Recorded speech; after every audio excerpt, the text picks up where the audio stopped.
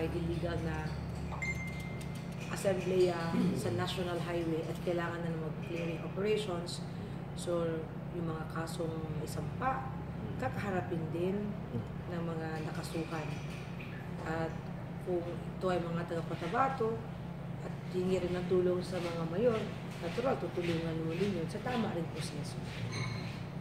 Ito mga nag-join ng prayer assembly, ma'am, walang government vehicles? Nakita nyo, walang paklans dyan, walang red plate dyan, silang nagkusa. Lahat, may mga kapulisan tayo dahil gusto rin nila na magkaroon ng enlightenment. At gusto rin ipakita na mahal natin yung ating pulis dito sa probinsya.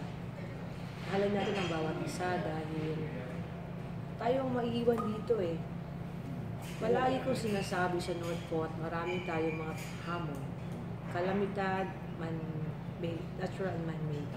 Meron tayong BIFF, meron tayong mga CNN, NPA component.